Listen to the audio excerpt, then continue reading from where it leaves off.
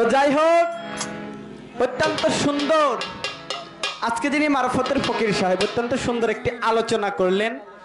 ভালো লাগলো তার আলোচনা। এবং আমার বোন আমার নৌকা অনেক দূর আগায় নিয়ে দিছে। কেন? কারণ আমার বোন যেহেতু বলছে যে উনি শরীয়তকে মানে, তাহলে এই জায়গার আমার কোনো কথা নাই। না, যেহেতু মানে, তাই তো। যদি না মানতো তাহলে মানানোর জন্য যাহা কিছু করতে হইতো আমি তাহা কিছু করতাম। যেহেতু আমার শরীয়তকে সে মানে, অতএব এইখানে আমার আর কোনো কথা নাই। কিন্তু আমার বোন একটা প্রশ্ন করে গেছে। কি প্রশ্ন? প্রশ্নটা হচ্ছে এই যে কালেমা, আমি কালেমা নিয়ে গান করছিলাম, বলেছে এই কালেমা কোরআনের মধ্যে একাত্রিত আছে কিনা। যদি বলেন একাত্রিত নাই, তাহলে যেই কালেমা দিয়ে আমরা মুসলমান হই ওই কালেমা কেন একাত্রিত নাই? এই হলো প্রশ্ন। আর একটা প্রশ্ন নামাজ নিয়ে বলেছিলাম যে দয়াল নবী যখন ৮০ হুব্বা, যখন একটা ব্যক্তি এক ওয়াক্ত নামাজ কাজা করবে তার জন্য ৮০ হুব্বা দোজখে পড়তে হবে। উনি প্রশ্ন করলেন যে যদি তাই হয় তাহলে দয়াল নবী বা এমন একজন ব্যক্তির জন্য ৩ ওয়াক্ত ২ ওয়াক্ত নামাজ তাকে মাফ করে দেওয়া হয়, ৩ ওয়াক্ত তার জন্য ফরজ করে দেওয়া হয়। এই যে ২ ওয়াক্ত বাদ দেওয়া হলো, তাহলে তো আপনার কথার সাথে এই জায়গার কথার মিল পাওয়া গেল না। প্রশ্নের উত্তর দিব। অত্যন্ত সুন্দর দুইটা কথা বলেছেন, কিন্তু উনি একটা কথা বলে গেছেন খুব ভালো লাগলো, যে অন্যান্য ফকির এবং অন্যান্য শরীয়তের আলেম যেরকম পালা করে আমরা ওই রকম করব না। কি? শরীয়তের আলেম গীবতচারি করে যে তোমার বড় বড় চুল, বাড়ি বাড়ি যে ডাল খিচুড়ি খাও, হ্যাঁ এইরকম কথাও আমরা বলবো না। এবং শরীয়তের মারফতের যিনি ফকির তিনিও ওই ধরনের কথা বলবে না। যাহা বাজে, যাহার থেকে কিছু অর্জন না, বাজে জিনিস অর্জন করে নিয়ে যদি কিছু সেখানে পুণ্য না হয়ে যদি পাপ হয়, তাহলে সেটা বাউলদের জন্য শোভা পায় না।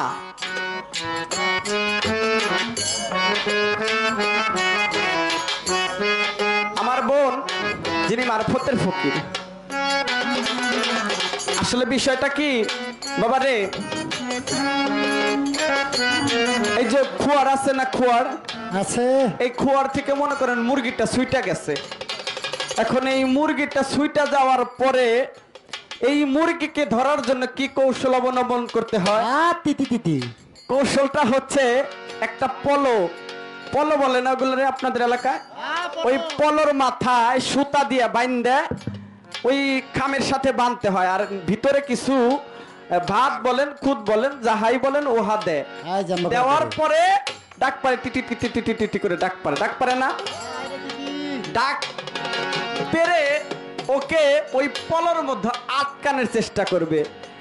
তো বোন মারফতের ফকির সাহেব, আপনি এই যে কালেমার প্রশ্ন দিয়ে আমাকে যতই পলোর মধ্যে আটকাইতে চান, আমি কিন্তু পলোর মধ্যে ঢুকবো না। আপনার পলোর মধ্যে আমি ঢুকাইতে রাজি নই, আপনার পলোর মধ্যে ঢুকতে আমি রাজি নই। কথা ছোট করবি। আচ্ছা, ছোট ইষ্টের তত্ত্ব কম। প্রশ্নের উত্তরটা হচ্ছে কালেমা একাত্রিত কোরআনে নাই। কালেমা একাত্রিত কোরআনে নাই, কারণ অনেকে কিন্তু গুরু শিষ্য পালা শুনছেন। এই গুরু শিষ্য পালার মধ্যে একটা গানের মধ্যে আছে, দেখলাম হাদিস কুরসির ভিতর কালেমা পড়িলে হয় গো কুফুর। এই কালেমা ছোট্টবেলায় মাদ্রাসাতে গিয়েছিলাম কোরআন পড়তে, দেখছি কালেমা কায়দারি পাতায়। কায়দাও কিন্তু একটা কোরআনের অংশ। আর যাহাই একটা কালেমায় যদি পুরা বিশ্ব ব্রহ্মাণ্ড হয়ে থাকে, একটা কালেমায় যদি পৃথিবী সৃষ্টির মূল হয়ে থাকে, একটা কালেমায় যদি সকল কিছুর মূল হয়ে থাকে, ওই কালেমা কোরআনে থাকলো কি না থাকলো সেটার বিষয় বড় বস্তু কথা। কোরআনই তো একটা কালেমা, একটা কোরআনই একটা কালেমা। এখন হলো দ্বিতীয় প্রশ্ন আপনার। আগে প্রশ্ন উত্তরটা দিয়ে ছোট করে দুইটা গান গান বসে যাই। দ্বিতীয় প্রশ্ন, এমন একজন ব্যক্তি ছিল যার জন্য 2 রাকাত নামাজ আল্লাহ তাআলা বা আল্লাহ তাআলার নির্দেশে আমার দয়াল নবী মাফ করে দিলেন। সেই ব্যক্তিটা হচ্ছে নসমত ইমাম আহমদ। তার জন্য 2 ওয়াক্ত নামাজ বাদ করে দিলেন। তার দলিল হচ্ছে মিসকাত শরীফের 1 নাম্বার খণ্ড। মিসকাত শরীফের 1 নাম্বার খণ্ড, এই হলো আপনার দলিল, একদম যুক্তিযুক্ত দলিল। আপনি যদি খুলেন তাহলে পাবেন। আর একটু যদি যাইতে চান, কারণ আমার দয়াল নবী যখন মেরাজে গেলেন, মেরাজে যাওয়ার আগে আমার দয়াল নবী যে নামাজটা পড়ছেন বাবা, সেটা কি ওয়াক্তিয়া নামাজ ছিল? ওইটা 2 ওয়াক্ত বা 3 ওয়াক্ত এরকম ছিল না? না, তা ছিল না। এই জন্যই আমি আগে বলছি আপনার পলর তলে আমি যাইতে রাজি নই। কারণ হ্যাঁ, বিশেষ ক্ষেত্রে বিশেষ প্রয়োজনে আল্লাহ কোরআনের মধ্যে তাহার প্রমাণ দিয়েছে। বিশেষ ক্ষেত্রে বিশেষ প্রয়োজনে বিশেষ জায়গায় কিছু কিছু মানুষের জন্য কিছু কিছু ছাড় দিছে না বাবা? একটা মানুষ যখন অসুস্থ হয়ে যায়, সে যদি বৈশাও নামাজ না পড়তে পারে, তাহলে তার জন্য আর একটা সিস্টেমে শুয়ে শুয়ে নামাজ পড়ার একটা সুযোগ করে দিচ্ছেন আল্লাহ, কোরআনে বলছে না? অর্থাৎ এক একটা বিষয়ের মধ্যে আছে। তো যাই হোক, আমি একটা গান করি, কারণ আমি আসলেও বাজে কোনো মন্তব্য করবো না, কোনো কিছু করবো না, যেহেতু আসর ছোট ছোট করার জন্য বলেছেন, তাই একটি গান।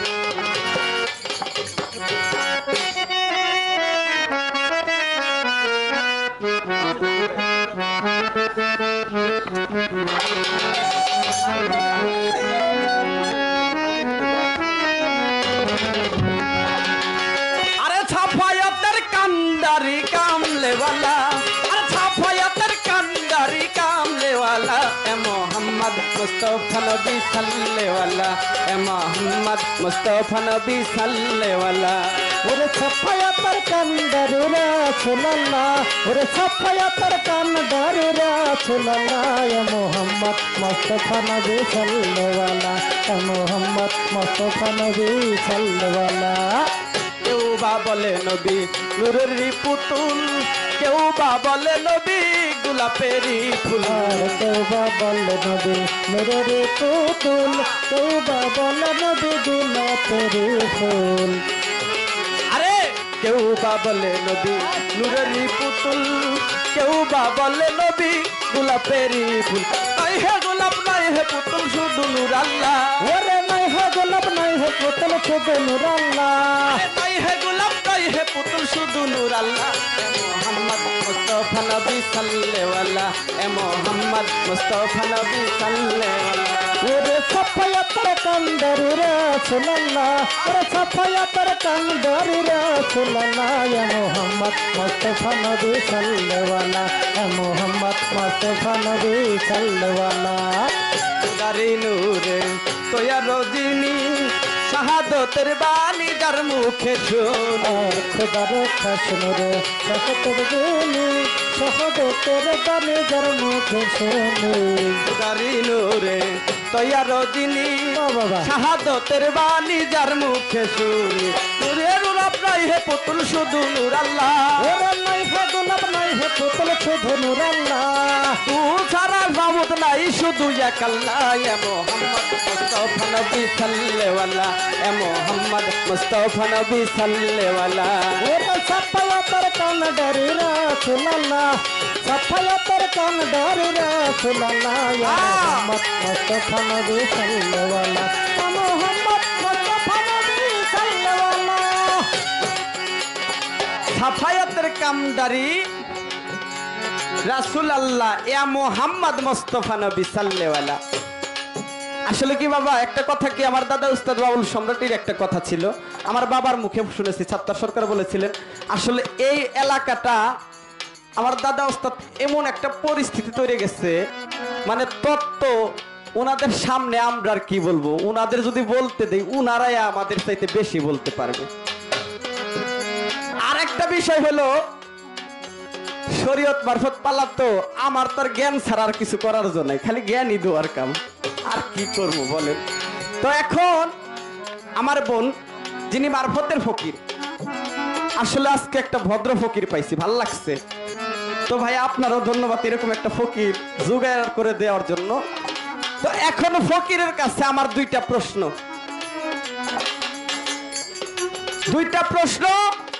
একটা প্রশ্ন আপনি বলবেন, যেহেতু মারফত হলো গোপনেরও গোপন, যেটা সেইটা মানুষ কিভাবে বলবে।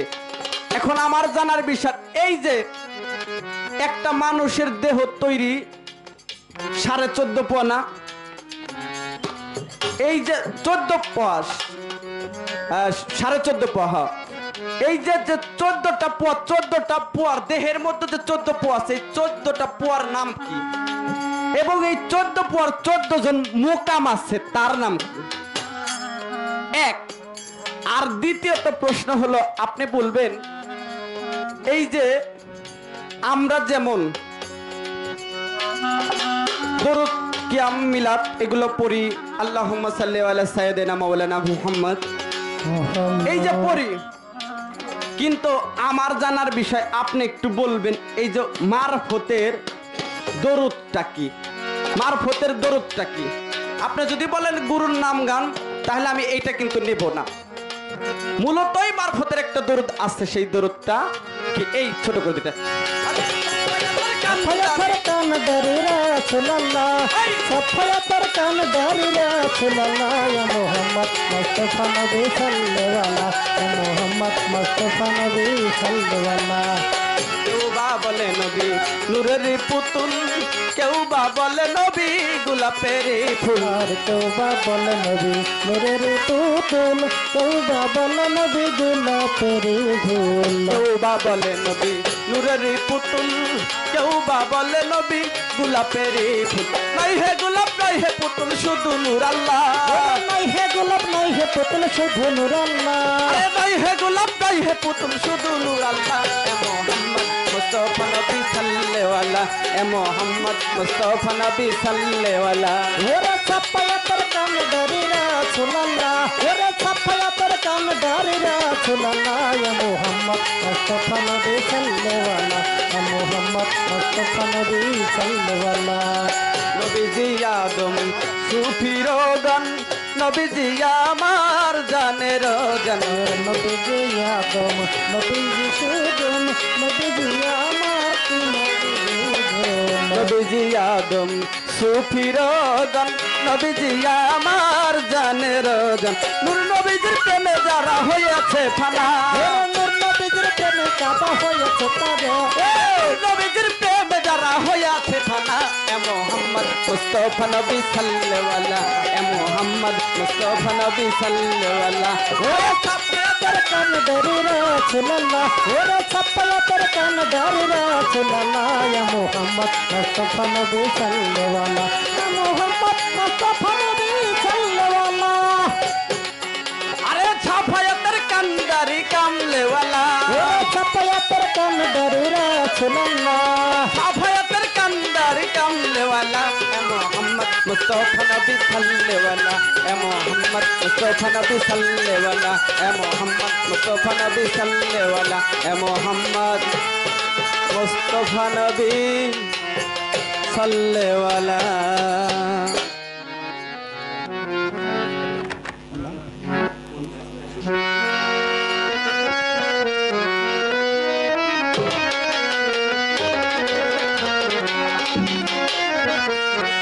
আমার মন হইয়াছে দেওয়ানা রে, প্রাণ হইয়াছে দেওয়ানা, আমায় নিয়া চল গো তোরা সোনার মদিনা।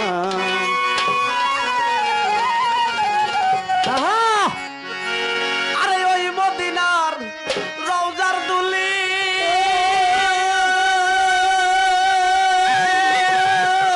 আরে ও সন্ততা চোখে নিবর সুরমা বলি গো।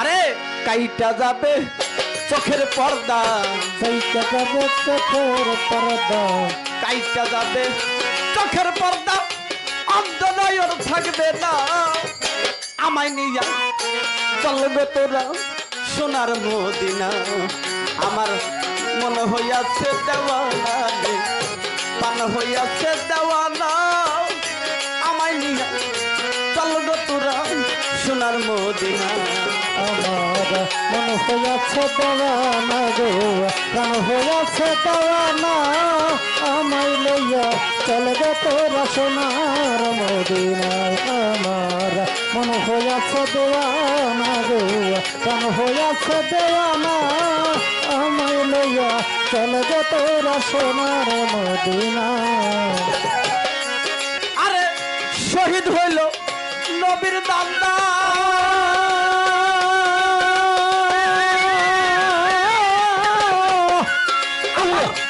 অস্করণী পাইয়া সন্তান গো আরে ও দয়াল রে শহীদ হলো নবীর দাদা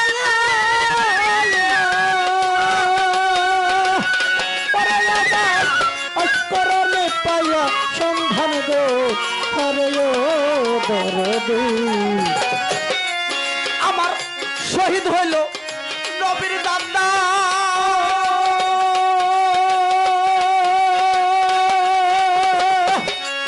আমার অস্করণী পাইয়া সন্তান গো আরে ও দয়াল রে আরে নিজের হাতে পাথর লইয়া নিজের হাতে পাথর লইয়া সে নিজের হাতে পাথর লইয়া একটি দাঁত রাখলো না আমায় নিয়া চল গো তোরা সোনার মদিনা আমার মন হইয়াছে দেওয়ানা গো প্রাণ হইয়াছে দেওয়ানা আমায় লইয়া চল গে তোরা সোনার মদিনায় আমার মন হইয়াছে দেওয়ানা গো প্রাণ হইয়াছে দেওয়ানা আমায় লইয়া চল গে তোরা সোনার মদিনায় বাবা রে মন হইয়াছে দেওয়ানা রে আমার প্রাণ হইয়াছে দেওয়ানা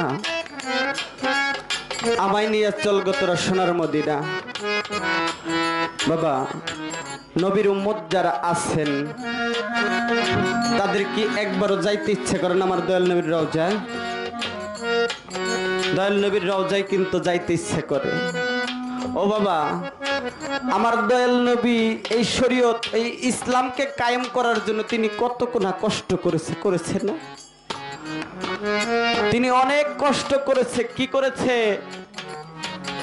তার যিনি দুইটা বুকের মানিক ছিল ইমাম হাসান এবং ইমাম হুসাইন এই দুইটা ইমাম হাসান হুসাইন ইমাম হাসানকে 20 ট্যাবলেট সরি দুঃখিত ওনাকে 20 খাওয়ায়া মেরে ফেলে এই জিত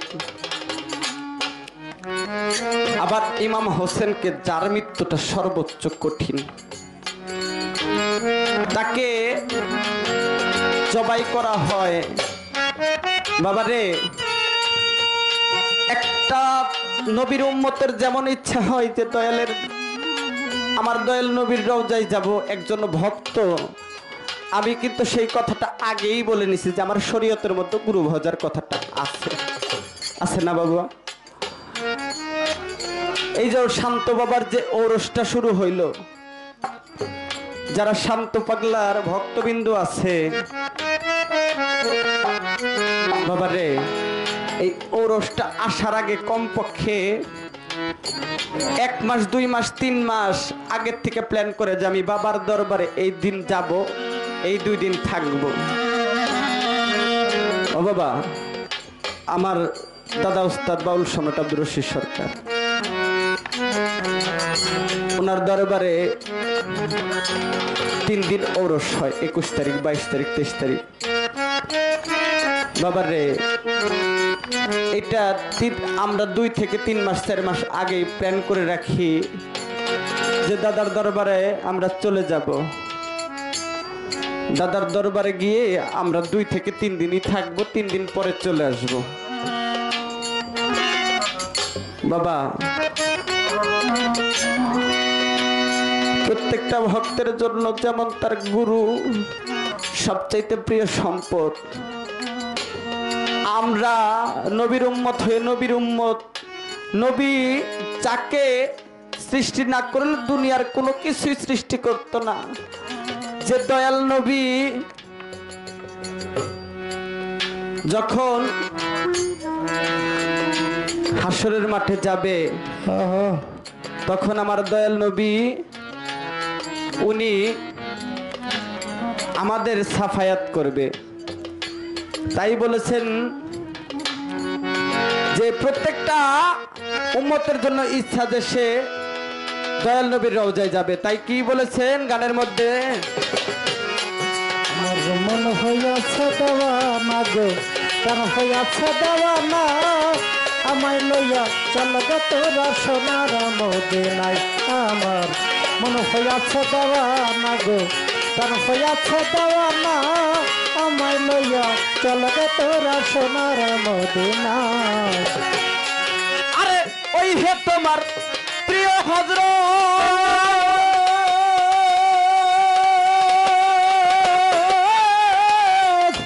আরে পিলাও তোমার ইশকের শরবত গো, আরে ও দয়াল রে, ওরে ও গো আমার প্রিয় হযরত,